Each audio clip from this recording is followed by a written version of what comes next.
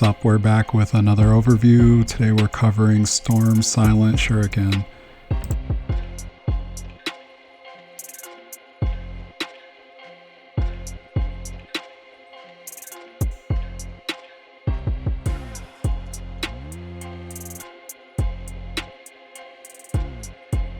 Using the power of Google Translate.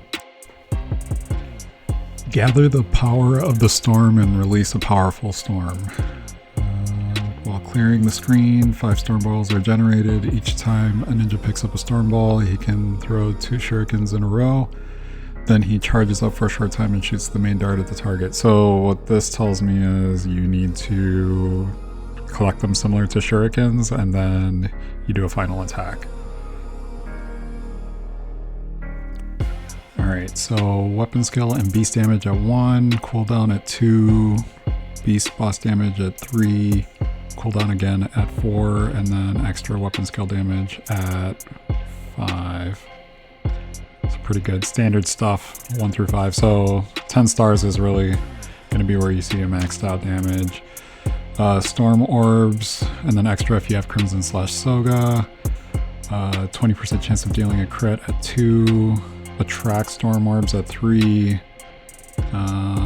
weapon skill damage at 4, and then skill. Okay, so chance of dealing a crit and extra crit damage at 5. So standard stuff there, but looks like it's going to be reasonably strong.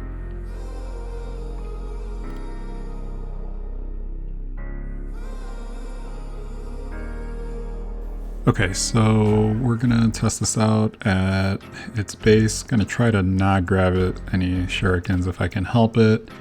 Trying to keep this a balanced test.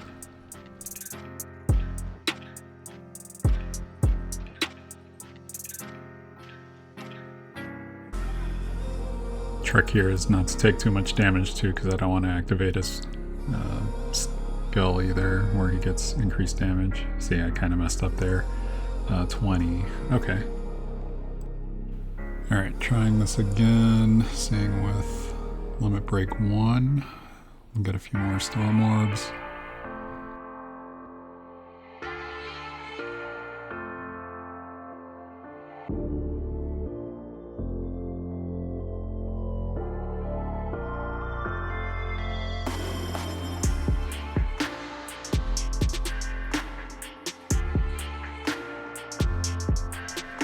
Okay, so a little stronger than the last one because of the extra orbs. Alright, so we're skipping limit break 2 since that's just a chance at crits. We're really trying to showcase the weapon more so than the damage at this point. We'll do a comparison to other weapons in a little bit. So this one's really more focused on attracting orbs to see what happens there. Let's take a look.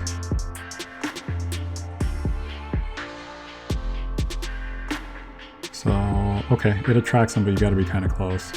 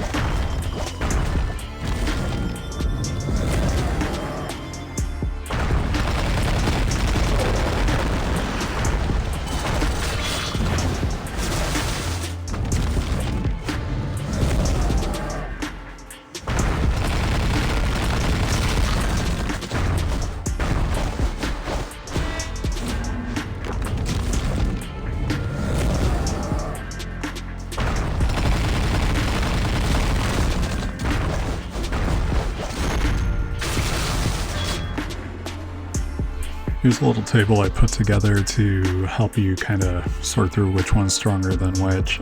So Storm Silent Shuriken, definitely one of the stronger wind weapons now. It's on par with Feather of Wind. The only thing that I think might put it either above or below, if you're not using Crimson/Soga, it's going to do less damage because you're not going to get as many Storm Orbs. If you use it with him, then you can even make it stronger using Feather of Wind first to get the wind weapon damage boost, and then boost the weapon. So a little bit of a double-edged sword in terms of whether or not it's technically the strongest weapon. It depends on your ninja, right? So, but if you're using it with Crimson/Soga, definitely what you want to do. And I'd say it's your go-to weapon. If you have Feather of Wind, no need to worry. You got time to build that weapon up. They're going to be about equivalent unless you're fighting a beast boss, and then the Storm Silent Shuriken will be stronger. Ghost Tier Muramasa is an interesting weapon because it can be as strong as the other two weapons if the RNG works in your favor. Crits, if it does 5 hits. Those two things together will determine whether or not it's as strong. So I put it at third because it can arguably be weaker than the other weapons. Windblessed Azure Dragon can do a little more damage if it moves to the right with the boss.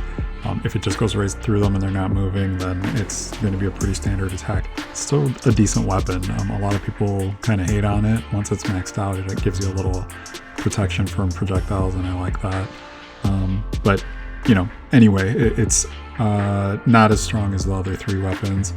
Kamataichi fan, similar idea, can be as strong as Windblessed Azure or even stronger if it moves to the right with the boss. If you can't time that, which is often hard to do, no big deal. It'll be roughly as strong as Windblessed Azure Dragon. It's technically a little weaker, can be a little stronger if you get some crits in there. And then Flute of Him, it's intended to be a defensive weapon, so I don't think anyone's surprised if they see it last there. So just some things to keep in mind when you're looking through this. Final thoughts here on the Storm Silent Shuriken.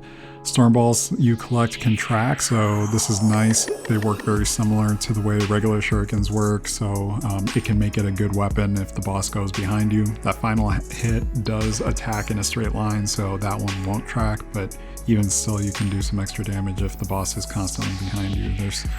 I've seen some situations in Arena where folks get stuck. The bonus damage against beast bosses makes this a great weapon to have in your toolkit regardless. Again, that final attack, it shoots in a straight line, so it can be a little tricky to time. It's going to take a little getting used to. It's similar to the complaint that a lot of people might have with Windblessed Azure Dragon. It is a good attack, so I would say don't worry too much about it. There's a little bit of a screen wipe that happens when you activate the weapon too, so it seems pretty decent. And then pairing this weapon with Feather of Wind, you can do even more damage than you normally would. You get the wind damage boost when you use Feather of Wind first, once it's maxed out, and then you go ahead and use this one and you do even more damage than you originally expected. So you can actually do more damage than Feather of Wind if you use Feather of Wind first.